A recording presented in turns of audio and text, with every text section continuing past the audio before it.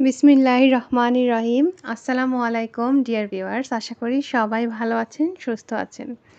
আজকে আমি আপনাদের জন্য আরেকটি সত্য কাহিনী অবলম্বনে একটি ঘটনা শেয়ার করব। আশা করছি ভালো লাগবে। এটি এমন একটি স্বপ্নের কথা, যে স্বপ্নের জন্য অনেক অনেক শিশুকে তাদের জীবন দিতে হয়েছিল।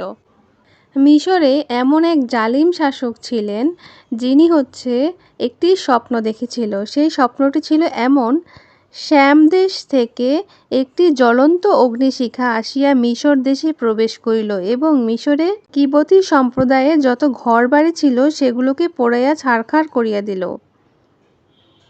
আবার কোনো কোনো বর্ণনায় আছে এরকম যে তিনি আরেকটি স্বপ্ন দেখেছিল। সেই স্বপ্নটি এমন যে দুটি বৃক্ষ ঊর্ধ্ব দিকে বাড়িতে বাড়িতে এত উঁচু হইতেছে, যাহার তুলনায় দুনিয়ার উঁচু উঁচু যত বস্তু সব নিচু দেখা যাইতেছে। তখন তিনি কি করলো? তখন তিনি অনেকগুলো স্বপ্ন বিশারদ, যারা স্বপ্নের ব্যাখ্যা দিতে পারেন, তাদেরকে নিয়ে আসলো যে এই স্বপ্নের ব্যাখ্যা কি হতে পারে।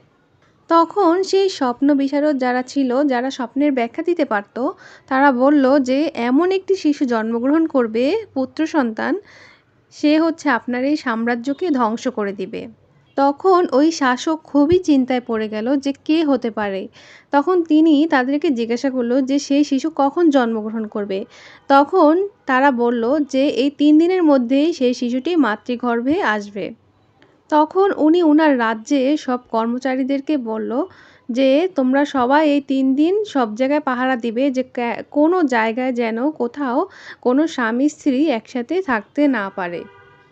তিনি শুধু নির্দেশ দিয়েই থামেননি, তিনি তার সৈন্যবাহিনীদেরকে দিয়ে প্রত্যেক বাড়িতে বাড়িতে পাহারা দিলেন। ওই জালিম শাসকের একজন আস্থাশীল খাদেম ছিল, যার নাম ছিল ইমরান। তার বাসায় পাহারা দেওয়ার কোনো প্রয়োজন মনে করেননি, কারণ তিনি সবসময় তার সাথেই থাকেন। ইমরানের স্ত্রী ওই দিন রাত্রে সেই জালিম শাসকের বাসায় রাতে স্বামীর সাথে দেখা করতে গিয়েছিল এবং তারা রাত্রেবেলা একত্রেই ছিল, যেটা ওই জালিম শাসক জানতে পারেনি। তার কয়েকদিন পরে ওই জাদুকর যারা এই খবরগুলো বলতো, তাদেরকে উনি আবার ডাক পাঠালেন এবং বললেন যে এখন দেখুন তো ওই শিশুটির কি আছে নাকি নেই। পরে তারা বলল যে হ্যাঁ, শিশুটি এখন মাতৃগর্ভে আছে। তখন তিনি বলল যে এটা কিভাবে সম্ভব। তখন তিনি সিদ্ধান্ত নিল যে 1 বছরের মধ্যে যত পুত্র শিশু জন্মগ্রহণ করবে তাদেরকে তিনি মেরে ফেলবেন। এই জালিম অত্যাচারী শাসক এই 1 বছরের মধ্যে যত পুত্র সন্তান জন্মগ্রহণ করেছিল, হাজার হাজার শিশু সে নির্বিচারে হত্যা করেছিল। তার এই পৈশাচিক কাণ্ড সর্বত্র ছড়িয়ে পড়ল। তখন ইমরানের স্ত্রী ভাবল যে আমার যদি বাচ্চা হয় তাহলে তো আমার বাচ্চাকেও মেরে ফেলবে, তখন কি করা যায়। আল্লাহর অশেষ রহমতে ওনার চাঁদের মতো অনেক সুন্দর ফুটফুটে একটি পুত্র সন্তান হলো, কিন্তু এটি কেউই জানতে পারেনি।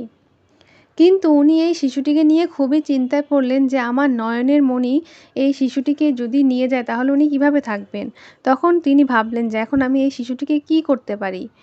হঠাৎ করে তার ঘরে সেই সৈন্যরা প্রবেশ করলো। তিনি তখন সঙ্গে সঙ্গে একটি চুলার ভিতরে তার সন্তানকে রেখে দিলেন এবং তার উপরে একটি পানির ডেকচি দিয়ে দিলেন। তারপরে সেই মহিলা সৈন্য এবং পুরুষ সৈন্যরা তার ঘর তন্ন তন্ন করে খুঁজল যে কোনো শিশু সন্তান আছে কিনা। পরে দেখলো যে নেই। এতক্ষণে তিনি ভাবলেন যে আল্লাহ, আমার সন্তান তো আমি আগুনের ভিতর দিয়ে রেখেছি, কিন্তু এতক্ষণে তো আমার সন্তান পুড়ে শেষ।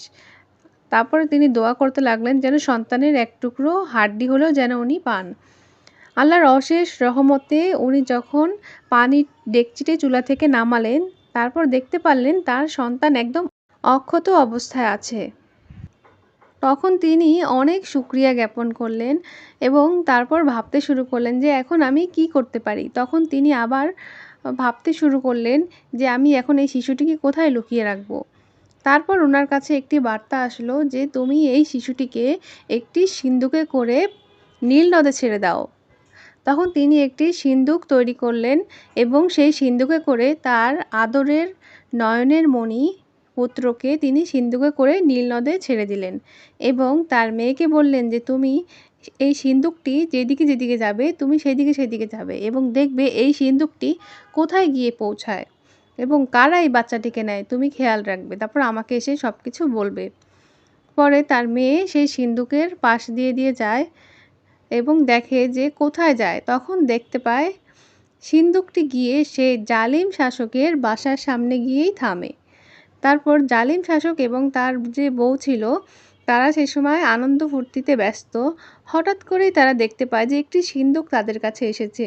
তখন তারা সেই সিন্দুকটি নেয় এবং সিন্দুকটি খোলার চেষ্টা করে। যখন খুলতে পায় তখন দেখতে পায় যে চাঁদের মতো ফুটফুটে একটি সুন্দর শিশু।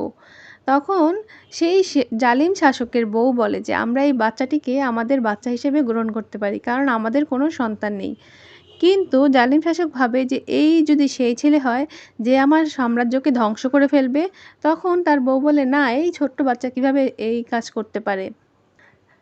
তখন তার বউ তাকে অনেকক্ষণ বুঝায়। বুঝানোর পরে তিনি ভাবে যে আচ্ছা ঠিক আছে, তাহলে আমরা এই শিশুটিকে নিজেদের ছেলে হিসাবে গ্রহণ করতে পারি। দূর থেকে তার বোন সব ঘটনাটি দেখে। দেখার পর তিনি তার মার কাছে চলে যায়। মার কাছে যেয়ে সম্পূর্ণ ঘটনা বিস্তারিতভাবে বলে। তখন তার মা আরও ভয় পেয়ে যান এবং ভাবেন যে এখন কী হবে, এখন তো আমার ছেলেকে হত্যা করে ফেলবে। তখন তিনি ভয়ে কান্না করতে থাকে। তার বলে, তুমি রাজমহলের ভিতরে গিয়ে দেখে আসো যে কী ঘটনা ঘটে। তখন মেয়েটি আবার রাজমহলে যায় এবং যেয়ে দেখে যে বাচ্চাটির জন্য একজন ধাত্রী খোঁজা হচ্ছে, কারণ বাচ্চাটিকে দুধ খাওয়াতে হবে। তখন মেয়েটি বলে, আমার পরিচিত একজন আছে। তখন সে তার মাকে নিয়ে আসে। তখন মা আবার সন্তানকে ফিরে পায়। পাওয়ার পরে উনি ওনার ছেলেকে আনন্দ সহকারে দুধ পান করান। কিছুদিন পর ঘটে আরেকটি ঘটনা। বাচ্চাটিকে যখন সেই জালিম শাসক তার কোলে নেন, তখন বাচ্চাটি এক হাত দিয়ে তার দাড়ি ধরে এবং আরেক হাত দিয়ে তাকে অনেক জোরে একটি থাপ্পড় মারে। কিন্তু সেই বাচ্চাটি তো খুবই ছোট। তখন তিনি ভাবেননি এই নিশ্চয়ই সেই বালক যে আমাকে ভবিষ্যতে মেরে ফেলবে, আমার সাম্রাজ্য ধ্বংস করে ফেলবে। তখন তিনি আবার সিদ্ধান্ত নেয় যে আমি এই বাচ্চাটিকে হত্যা করে ফেলব। পরবর্তী ঘটনাটি পরবর্তী ভিডিওতে জানানো হবে। এ পর্যন্তই ছিল আজকের ঘটনা। কথা হবে পরবর্তীতে। সেই পর্যন্ত সবাই ভালো থাকবেন, সুস্থ থাকবেন। ধন্যবাদ সবাইকে।